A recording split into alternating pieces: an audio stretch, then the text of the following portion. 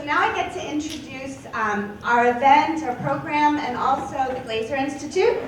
So I'll start by introducing the Glazer Institute for Jewish Studies, of which I am a part, which is a grant-funded institute on campus, which both does curricular programming classes. I teach some of the classes. We have another professor who's also teaching Jewish Studies classes.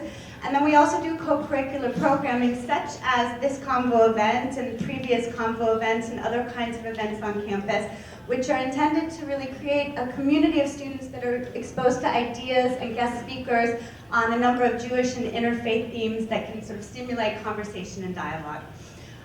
This is the first of a longer series on food and religion. This first event tonight, which will continue into spring, starts the conversation with the question of hunger, how faith traditions respond to the neediest members of their communities and the broader society. So that, I think, is an essential place to start in talking about food and religion. We're then going to move in the spring to discussions on religion and the environment, ecology, food movements, religion and food restrictions, dietary laws, bless you, and religion and rituals and festivals of the table. That's the broader framework, and we'll have a couple of events in the spring, but this is our first one, and I'm very excited to introduce it. Before I go further to introduce the speakers for tonight and our program, I want to introduce Lucy Ryan and Jennifer Abahash from the Pepperdine Volunteer Center, because we also have the fortune of jump-starting a national week of hunger and homelessness on campus as well. So they're going to tell you a little bit more about that.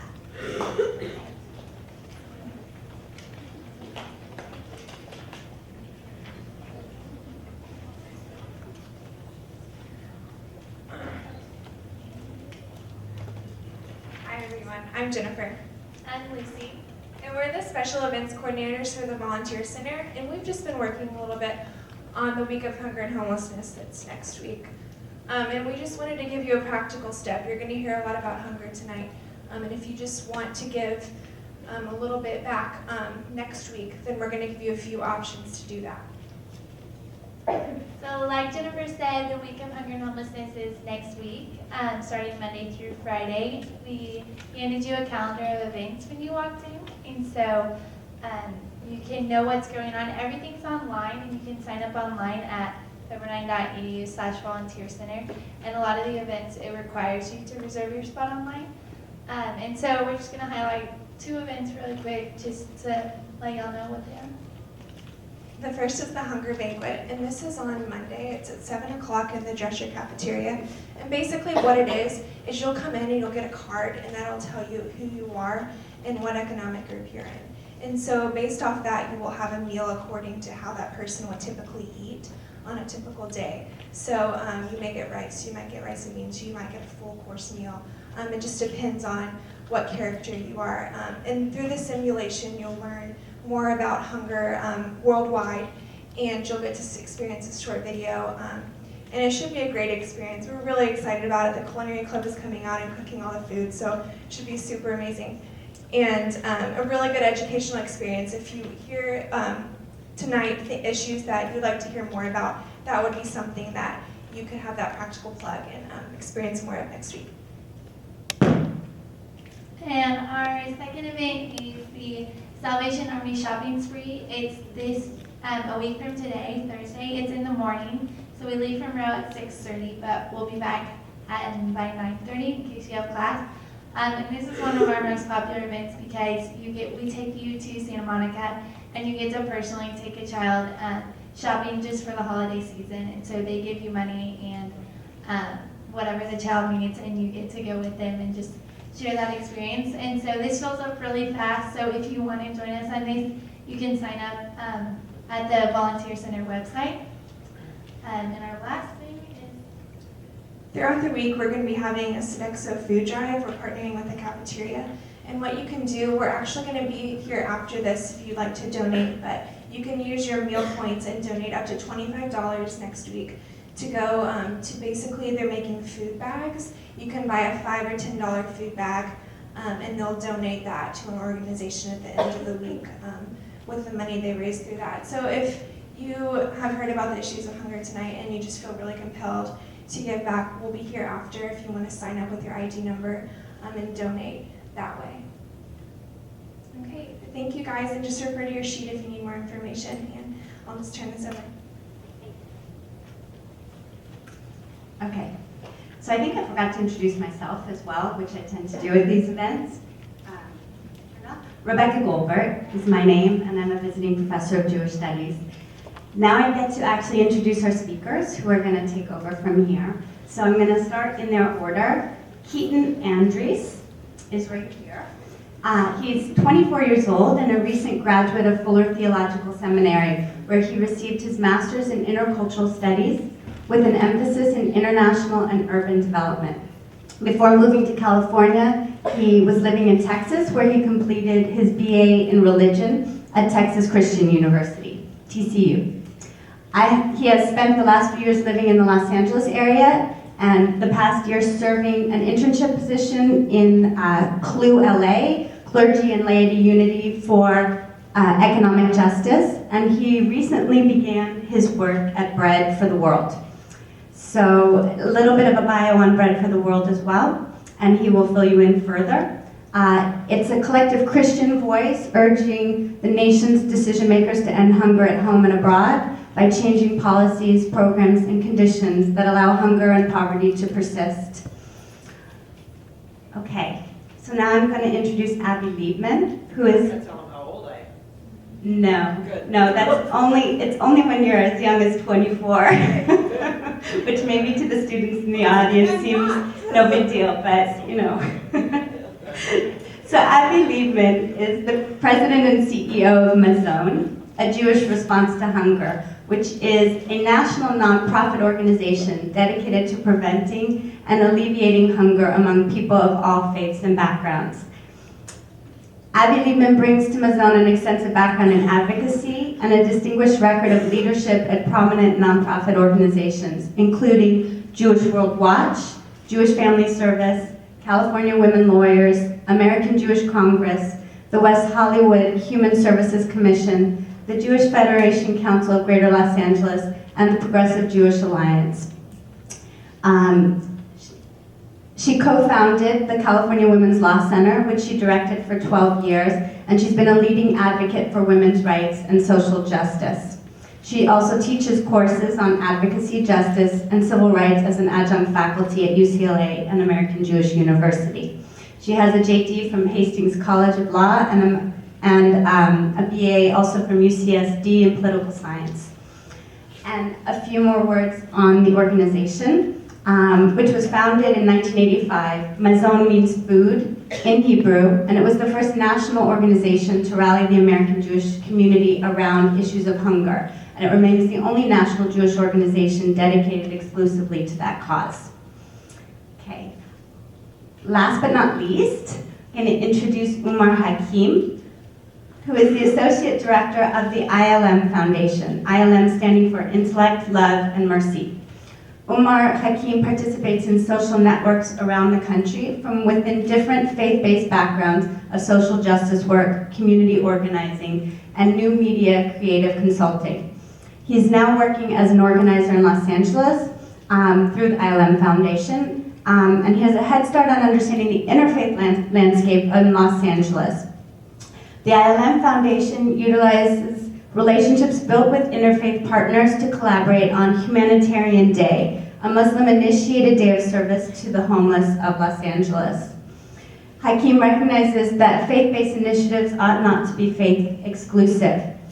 Umar Hakim continues to build upon his skills in faith-based social justice work with CORE, a community organizing residency with Jewish Funds for Justice and New Ground.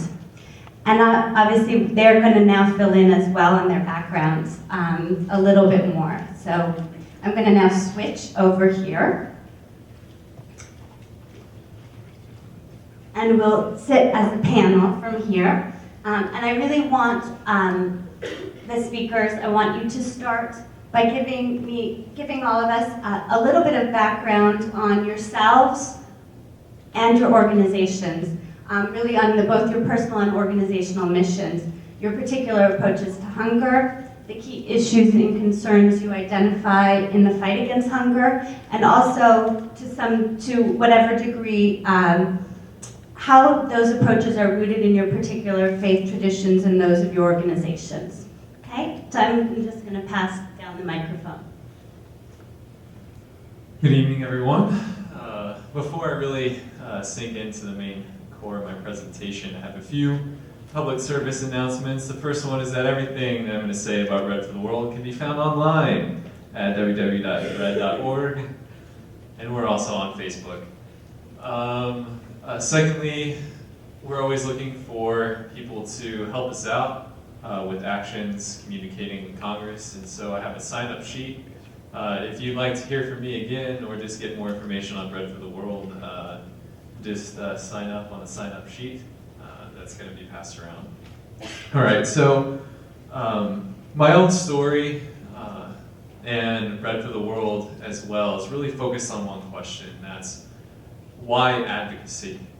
Why choose that route to fight for hunger? And how does that connect to my own Christian faith and of the foundation of Bread for the World as an organization as well?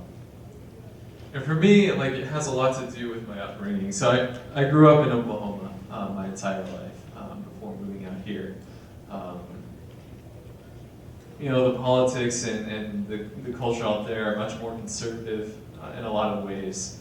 And I grew up inside the church.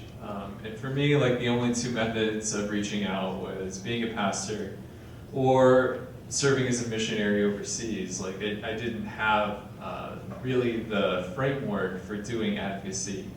But I would say that it really got started for me when I went to college, when it really started really kind of sinking in that something else needed to happen. That ministry in the church is great. If you want people to become Christian, I always think that's a positive thing, personally. But just evangelization and trying to get people to come to church, it wasn't enough. There was something missing. And I didn't feel like living out a gospel that was just focused on the afterlife was relevant anymore. People didn't want that. People didn't want to be around people that just focused on where you're going to go when you die. And I remember one particular event in my life. I was walking on my campus at TCU by our track, and then I noticed a homeless man laying on the ground. He was asleep. It was the middle of the day. And I remember thinking one thought in that moment was, he is just like the scenery. Nobody even looked at him. Nobody talked to him. Nobody even noticed he was there. And so I was reflecting on that event, realizing that that was a person with a life. They had a history. They probably had people that they cared about at some point. And I didn't know why that individual was asleep on the grass on my campus in the middle of the afternoon. And I wasn't sure why nobody asked them either. I kind of went on, but that event stuck in my mind, especially since TCU as a school was really focused on making global leaders, training people to do what's right in society. And as a Christian myself, that's kind of like what some things that we like to focus on too. So we like to tell ourselves that. And so it really just started kind of churning inside me. There has to be a second half to this gospel that I believe in. If I believe in Jesus, it has to be more than just going to heaven or hell. It has to be tangible in my life. It has to mean something for this world. It has to mean salvation for both here and now as well as when I died and when people died. And for me, if I personally, and I tell this to people all the time, I fit within so many different labels within the Christian realm that I don't even know what to call myself anymore. I'm conservative, I'm liberal, I'm progressive, I'm Pentecostal. I like it when there are tambourines in my worship service. So, considering all of that, like I have a deep experiential faith, but at the same time, like I wanted to try to find ways and became passionate about finding ways how to connect that to the physical realm, to things that I could touch, things that I could see, people that I talked to. And that was something that when I got to Fuller, which was the seminary I went to, became something that I could practice realistically. So that kind of explains, in a certain sense, kind of my passion behind this work. That I can't look at a broken world and believe in a Savior that brings wholeness without also wanting to bring wholeness to this world. I cannot believe in somebody that I say died on a cross for my sins if I'm not also willing to die on that same cross for the most unfortunate and broken people in this world. That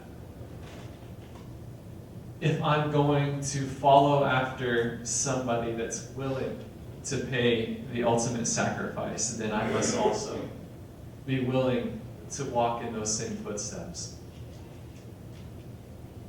And I think that can look a lot of different ways. For me, it has found myself in this room here speaking as a representative of Bread for the World. Now, Bread for the World focuses on advocacy. This is direct advocacy through the lobbying of congressional representatives to affect policies that protect poor and hungry people in both this country and abroad. The United States has always been a philanthropic nation. It has always given a lot of money to foreign aid and to the development of nations overseas. And so our organization focuses on the teachings of Jesus to challenge Congress to protect those programs and to make them more efficient. A great example is that the way that foreign aid is delivered overseas is based on a law that was formed in 1961. And so we look at things like that and we realize that there can be space for much more efficiency to come about. Another issue that we look at is right now there's a super committee trying to balance the federal budget. It's not easy. So one of the members of that committee is local to Los Angeles, so we've held press conferences to talk with his office. We are meeting with him, we're meeting with representatives from his office again next week to talk to him about protecting the money that's at risk in this situation, because they're seeking to cut money from everywhere, and more specifically from these programs in the United States, like SNAP, like WIC, that protect poor and hungry people, like foreign assistance. Like all these programs that focus on that are in danger of having their funds dramatically cut back. So Bread for the World steps in that sense and says, we have a foundation in the scripture that tells us to stand up for these people that are poor and hungry. And so we step into that space and try to bring our government to accountability in that sense. Because we believe that it's not just us, the Christians, that have a responsibility to do this in the world, but it's each of our individual responsibilities to make that happen. Now, I don't want to ramble on. That's the main core of my message, and so that's Bread for the World. That's kind of how I came to this work. Thank you.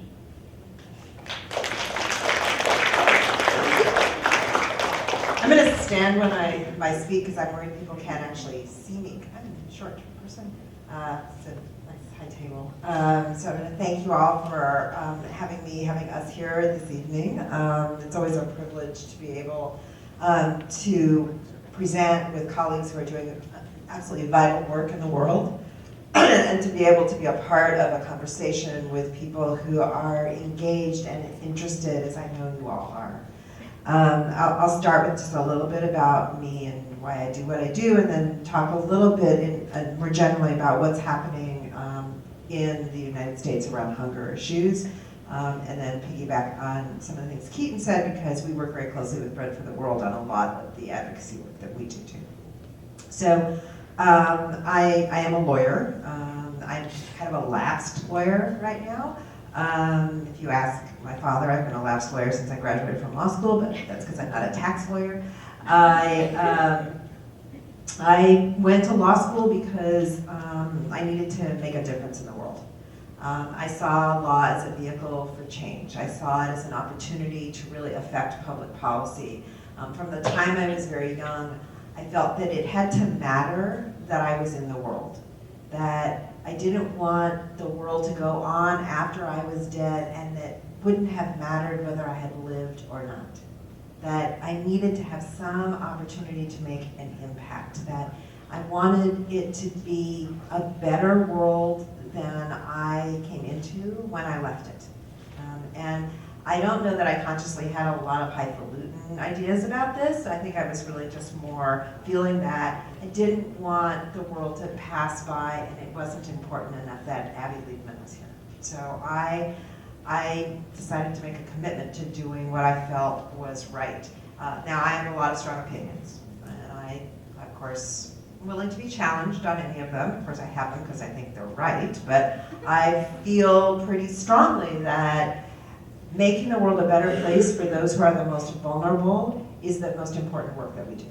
And whether they're vulnerable because of issues of gender, which I worked on for a long time, gender and intersections between gender and race, gender and immigration status, gender and national origin issues, I mean, whatever it might be, or it may be because you are a person of color, or you're a person in a minority religion, or it is because you're a person with living with disabilities. Whatever it is that makes you vulnerable in the American culture and American society, it means that change needs to happen for you and with you.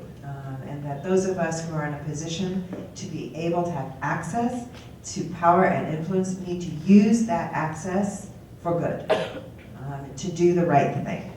And in my faith, in my religion, in Judaism, doing the right thing takes two forms. One is tzedakah, which is actually, it's charity, but it actually translates literally to justice.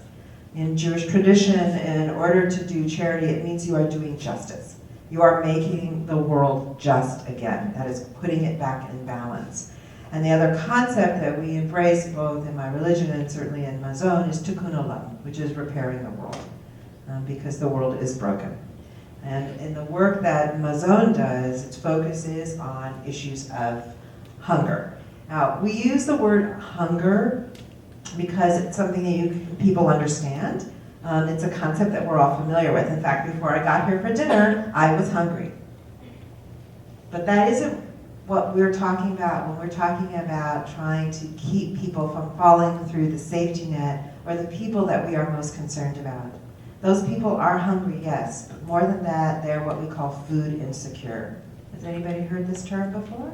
Not you. Anybody? Okay. Food insecure is a wonky policy term of art that means at its core that you are hungry and you do not know where your next meal is coming from. That you may have had breakfast, but you do not know if you will be able to have lunch. That you may have had lunch, but it was a big bowl of mac and cheese and it had no nutritional value, and that's the only food you're going to have for that day.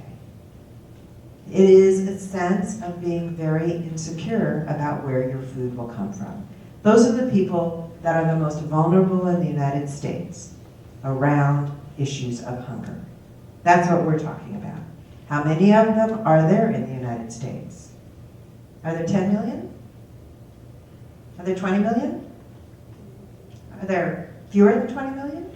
Nobody thinks we have fewer than 20 million people who we characterize as food insecure in the United States. You can raise your hands, it's okay. It's a trick question, but don't worry, I won't hurt you. Okay, how many of you think there are more than 20 million? Just to telegraph my answer. So, there are actually 50 million people in the United States that are food insecure, 17 million of whom are children. 50 million is a huge number. When I teach, I think that it's always very difficult to get your head around a really big number. You know, it's a concept that you can't picture. So here's the image that we'll give you to help you picture this number. The population of the country of Canada is 33.7 million people. That means that there are more hungry people in the United States than there are people living in Canada. We could populate an entire Western industrial modern country with the hungry people in the United States. Now that is a shanda. Shanda is a shame, it's Yiddish for shame. It means that we have to be, at our core, completely embarrassed by the fact that as the wealthy, modern country that is the United States, we are allowing 50 million people to barely survive. Who are these people? They are the homeless, yes. They're also the unemployed. They are the newly unemployed. There are people who have lost their jobs in this economic downturn. We have seen a steeper rise in the number of people who are food insecure and need to rely on this federal safety net than we've ever seen at any other time in the history of the United States. There are people who lost their homes to foreclosure. There are people who've had a medical crisis of some kind, whether it is chronic or acute. These are people who now face every day thinking, do I pay the rent or do I buy food? Do I buy medicine or do I buy food? And they are senior citizens. Those who must rely exclusively on Social Security and Medicare in order to stay alive cannot make ends meet without additional help. People who have relied on pensions and coupled with their Social Security, and the spouse with the pension dies, suddenly find themselves plunged into poverty and a nightmare of making ends meet that they've never experienced before in their lives. The face of hunger in America is no particular color, it is no particular gender, and it is no particular age. It is a universal truth that there are people in this country that are struggling every day to do something that most of us take for granted. So the emphasis of MAZON is on trying to change that picture. It is trying to do tzedakah and tikkun olam. It means that we engage in advocacy to do our best to support that safety net that exists. That's the SNAP, WIC, to which Keaton referred. SNAP means Supplemental Nutrition Assistance Program, formerly known as food stamps. Now, I've yet to see a sentence, a speech, a remark, a comment where somebody doesn't say SNAP, formerly known as food stamps. And I don't know why they couldn't just call it food stamps anymore, but they changed the name. Now, its name actually conveys what it is meant to be. It's meant to supplement your nutritional needs. It isn't meant to be the whole of your nutritional needs. For people who rely on SNAP, that's what it is. And those benefits rarely last for an entire month. The amount of money that you get every month for food stamps is the equivalent to $1.50 per meal. Now, I don't know about you all, but the cup of coffee I had this morning cost me more than $1.50. And it didn't have any nutritional value whatsoever. It was like water in it. It's like negative water because it was all like caffeine. But it's not possible to survive in this country on that amount of money. So people need to rely on what's called the emergency food response system. That's our food banks, food pantries, soup kitchens, and the like. Many of you are familiar with this. Does Pepperdine have a food pantry? Do you have a food closet, a food shelf, or something for students? Some campuses actually have a place where students can anonymously bring food and just leave it, and other students can just as anonymously get it because they need it. So there's a whole system in our country that moves from the ground up, many of which is faith-based. Many of them are faith-based. They were started by churches, synagogues, mosques, where they feed people in their congregations or people that are known to members of their congregation to be in need. But they're often ad hoc. They don't actually operate 24 hours a day. They certainly don't operate 7 days a week. So that system's meant to supplement what the federal government does. It cannot do what the federal government does. The federal government spent $62 billion on the federal programs that feed people. School lunch program, school breakfast program, food stamps, WIC, these programs, that's the Women and Children program. This is a nutrition program for women with small children and also women who are pregnant. That these programs cost billions of dollars because there are millions of people that need them. So keeping that safety net in place is vital. The super committee to which Keaton referred is right now looming large as the biggest threat to those programs in a generation. These are very bipartisan support for these programs. There haven't been Republican cuts to them before. Now there's a threat. So we too feel that Javier Becerra, who is the congressman from here in Los Angeles, who is on the super committee, he's a Democrat. Most people's political analysis of this is that if the Democrats hold their position on the super committee, then they will do one of two things. They will either force the across-the-board cuts because they won't be able to make a deal, or they'll stand firm and the Republicans will have to agree to revenue increases for wealthy people. So Javier Becerra has been identified as the key person who's trying to hold the Democrats in line. So we have postcards addressed to Javier, who's a wonderful guy. He's a great guy. He's really committed to these issues. His staff keeps telling all of us he's still committed to the issues, but they don't know what they're talking about in that committee.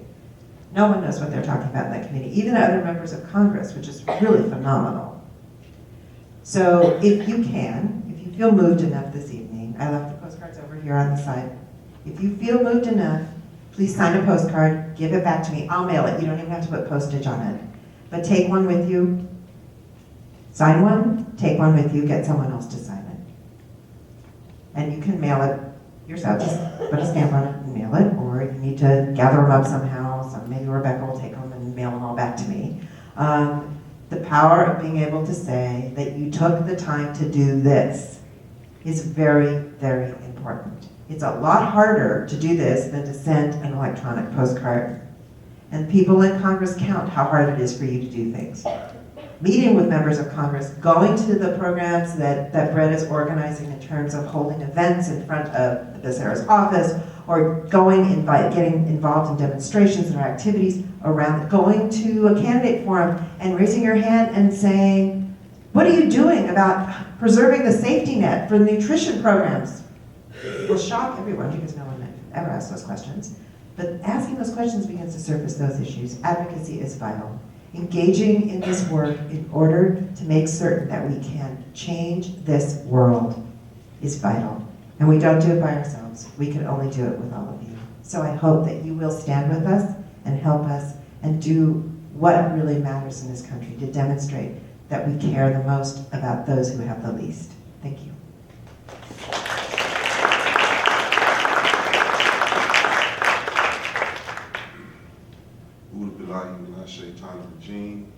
Bismillahirrahmanirrahim. I seek refuge with God from Satan, the cursed enemy, in the name of Allah, most gracious, most merciful, Allah being a proper Arabic word for God. My name is Umar Hakim.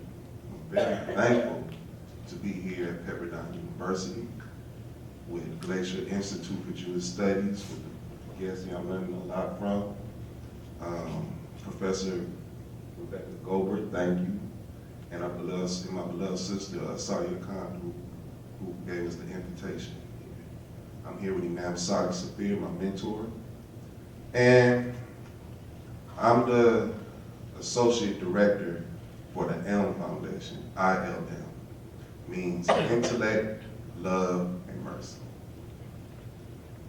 Mission is teaching life skills to replace social ills, founded in 1998 at Masjid Badallah on Jefferson and 4th in South Central Los Angeles. And I grew up in Compton, California. And so when you think of Compton, California, you think of NWA, you think of hip hop, you think of the negative stereotype, the murder rate. Well, this morning I cut the grass and trimmed the flowers. So my life is very much similar to yours. It's not much of a difference, but the reason why I do this work, because in the Quran, it says, serve Allah and join not any partners with him, and do good to parents, kinfolk, orphans, those in need, neighbors who are near, neighbors who are strangers, the companion by your side, the wayfarer you meet, and what your right hand possess. For God loved not the arrogant or the vainglorious. So in this verse, it's a social dynamic to take care of our community. Starting with your parents, starting at home. Then it moves outwards to your extended family. Then it moves outwards more into the community. So this is part of the reason why I do the work I do with the M Foundation. Now, what is the work that we do? Well, the M Foundation do 3 things. Islamic studies, we teach our religion, we offer certification programs, we have Go Beyond the Game, which is a football camp for the youth, which addresses social ills in the community, and Humanitarian Day. Humanitarian Day is our bigger project that we do every Ramadan, and this is an initiative to serve the homeless. We've done this program for over 12 years in like 27 cities across the United States. We're also with this program in Africa, in Indonesia, Ghana, and recently Sierra Leone. So this program has given us a lot of lessons that a lot of communities are in need, and there are a lot of people who can help. But one of the main things that Humanitarian Day have done is bring people together. This is the one time in Ramadan when Muslim communities work side by side with other communities. And we call this network the Coalition to Preserve Human Dignity. In this coalition, we have volunteers, organizations, and institutions who come together to share resources collectively for humanitarian projects. So to name a couple of partners, we have the Church of the Latter-day Saints. We had our first Jewish coordinator last year, which is Maya with E-Card. We work alongside of PGA. As mentioned in my bio, I'm in a community organizing program. And as I get deeper and deeper into this work, I'm starting to see that it is not just Muslims, it's not just Christians or Jewish who are handling the problems. It's everybody together. And do not think that you could come out here on a solo move and solve the problem without any assistance from your neighbor. Especially since here in college, as the sister mentioned, having food pantries, because some of your students, some of your colleagues may not have the necessary means to take care of themselves. So, and they may, because you got 2 types of poor people. You got the one that they hand out, but then you have the one that don't say nothing. And that's the person you never know who they are, because maybe they rather work for it or they rather get into another means, but they just don't want you to know. So it's necessary to know that we have to build a team, and this game is about relationships, deepening our relationships with one another. So the companion by your side, it is going to be real important to know that person while you're going to school with them and after you graduate. So whatever major you have chosen, I hope it's a major that could make a change. It could be a business major, because corporate America needs more conscious thinkers. If you chose religious studies, communications, or international work, we need more people thinking consciously in all sectors of the realm. And you are very, very, our thinking is very, very different from our parents. You know what I'm saying? You're gonna be on Facebook for the rest of your life. You know what I'm saying? You're gonna be on Twitter for the rest of your life. You're gonna listen to hip hop for the rest of your life. 60 years old with your grandkids saying, that's nice. So what that says is, you're gonna remain relevant. You're gonna be relevant for a long time. And you see things today that is way different from yesterday. So I do this work because this life is short, and I want to prepare my next life with comfort and ease. And I pray that it's easy for us in the next life, because this life can be real uncomfortable. My mother is an immigrant, she got a citizenship. She's from South America.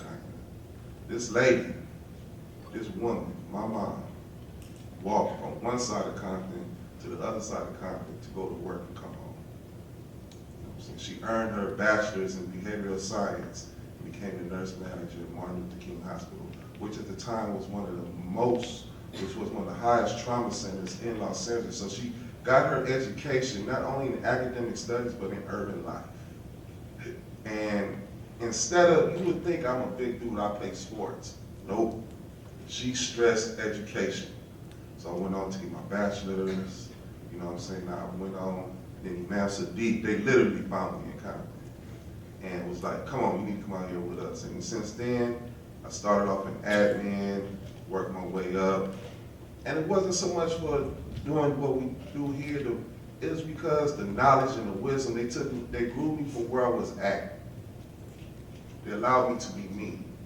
And I pray wherever you go, even if you create companies, you take people from where they at and grow them up. So that's my little short story, and I'm gonna pass the mic back to Becky.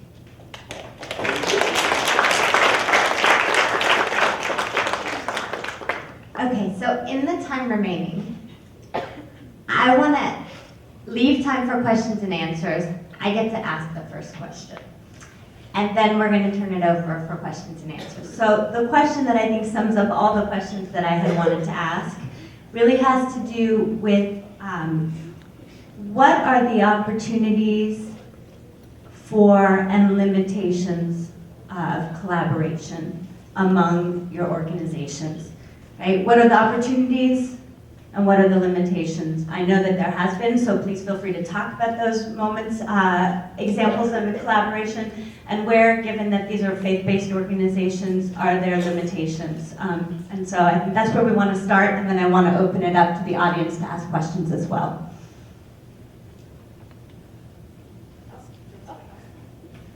Okay, so we're just coming out of the end of a program that was called Fighting Poverty with Faith.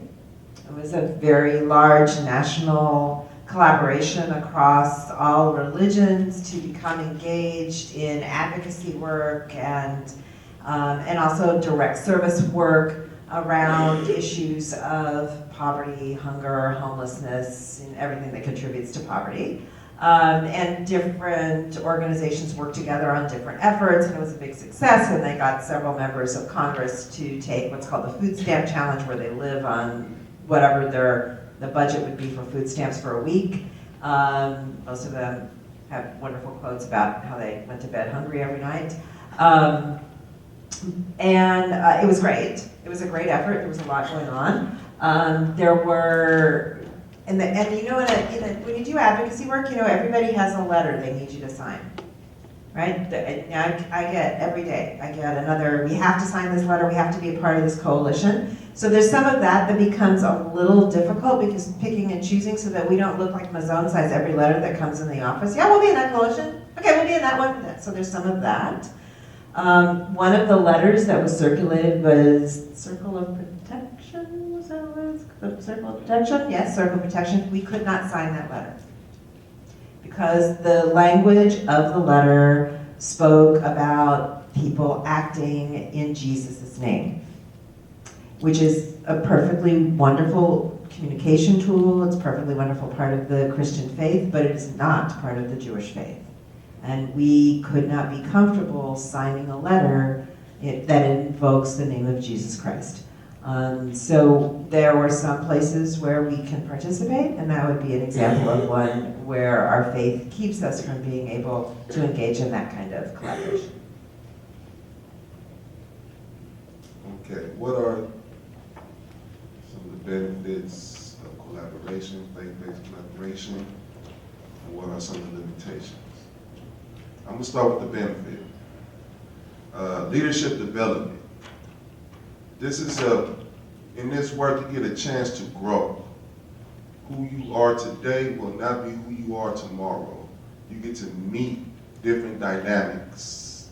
You get to sit with other religions and learn from them. You get to take plane trips that's fully paid. Rooms. That's just a perk, but you may not even get that. But if you do, that's part of your leadership development. Another one is the social network you acquire. I belong to 3 cohorts. American Muslim Civic Leadership based out of USC, Muslim New Ground with PGA, I think it says, PGA, and it's on camera, so don't quote me, okay? PGA and Jewish Funds for Justice. And right now, I'm with CORE program that's with Jewish Funds for Justice, yeah. And this social network is amazing because, and how it relates to my work is if I have a problem, I can now pick up a cohort's number and ask them for their input. Not asking for anything else, but asking for their advice where I couldn't get it before.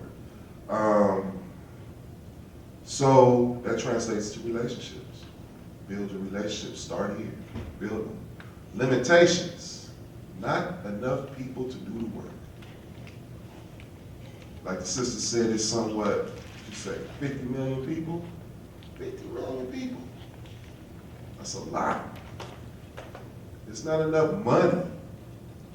The change that's going to happen is going to have to be through faith. To see the Abrahamic culture work together. That's where the change is going to have to be at, because otherwise than that, it's not enough money. They could cut budgets, they could do all this, but we need more people. So I'm going to pass this to Keaton.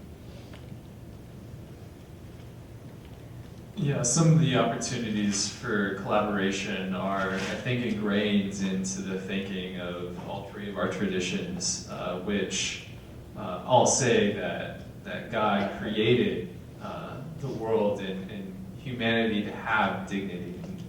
God created the world and people with the image of God. And so right there's this intrinsic quality of worthiness that I think all of us would agree we were created in and created to preserve, and we would fight for that. And so that foundation of dignity right there is a huge concept that to focus on and gives us opportunities to collaborate with one another. As far as limitations go, I just really echo problems with wording. Is this when it comes down to certain statements? We can't go there, or you can't say that, or we can't fully agree to that because certain doctrines, ideas, a Christian group will hold very strongly that they can't agree to that. Another unique problem that limits even a Christian's own ability to organize its own faith is diversity. So as far as different sections of the Jewish faith and different sections of Islam, there might be 4 or 5 major ones at the most. I'm not sure of the number on Christian denominations, but it's in the triple digits in the United States.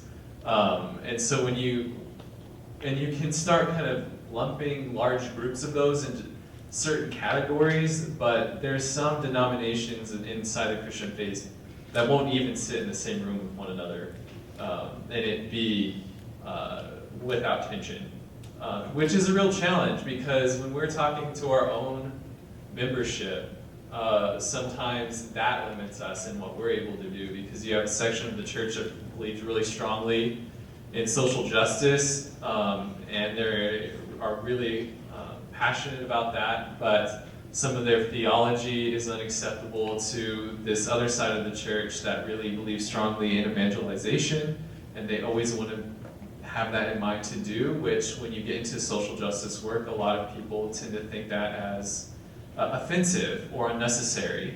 And so I think there are limitations within that, but I think somewhere in this discussion I would say that, like he pointed to the 50 million people, those people at some point have to become more important than being right.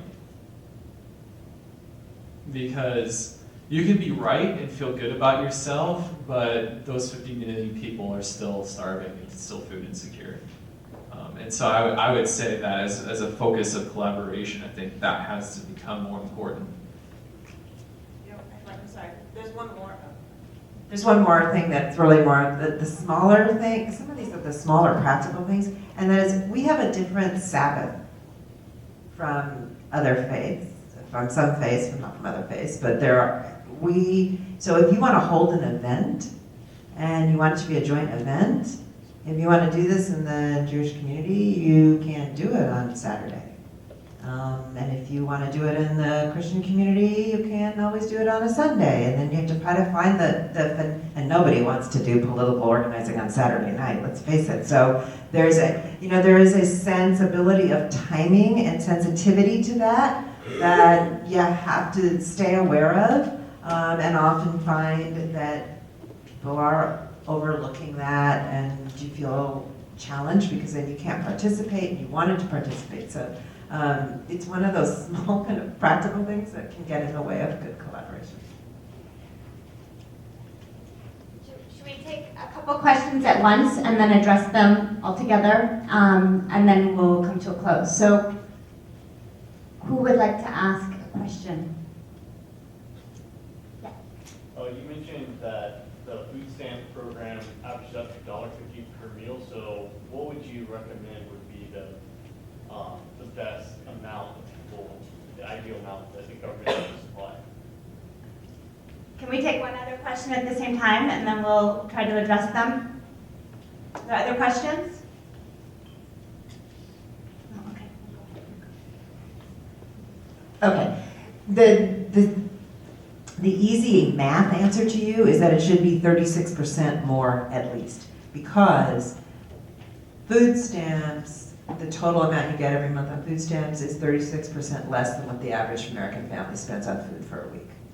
So if we wanted to boost that safety net up to what we think would be a way to have a sustained, healthy, nutritious diet, that's at least what we should be doing. One of the things that's a challenge is, of course, being able to buy healthy and nutritious food on a very limited budget. And if this is meant to just be a supplement, then it says that some of your other income has to go to pay for food.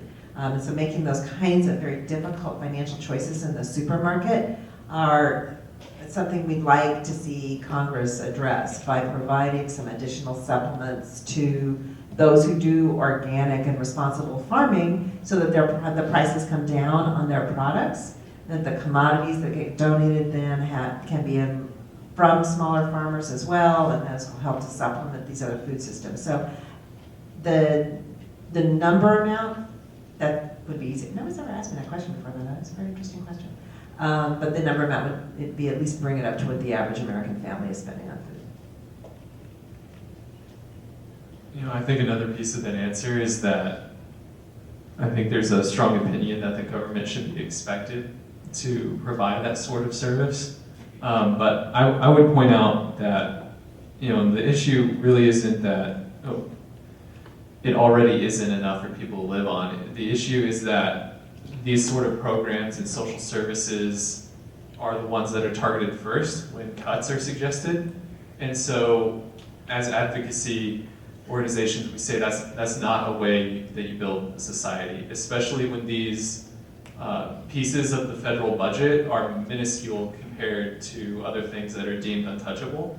And so the percentage of the federal budget that these programs represent are a very small percentage, like compared to other larger programs where, like, that aren't related in defense to these social services. So I think that's the way to answer it, is that, you know, as advocacy organizations, we say, like, that's not how you build a society, by targeting with cuts like these programs that take up a very small percentage of the federal budget. Other questions? That was a good question. What's your major? I'm a sports medicine major. Sports medicine major. Okay. You know, this government run on check and balances. You know, take away something, put something over here. We'd like to see an education program added to that, so the kids could have an option in education, because a lot of the youth in Compton, Los Angeles, or whoever's on that type of care, it's not that they do not have the intelligence to attend these schools. It's that they do not have the opportunity. So if you can cut the budget, what you cut, you know, what you shave, put that into education.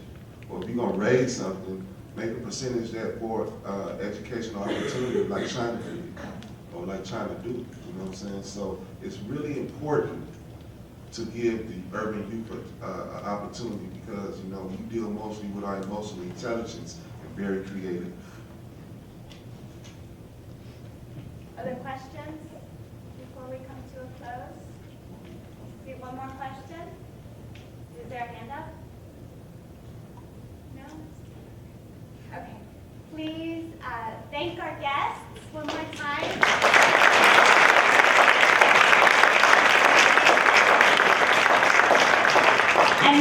And make sure to take the materials, fill out the materials, sign them, return them, take the materials also for next week's events on campus, and thank you very much.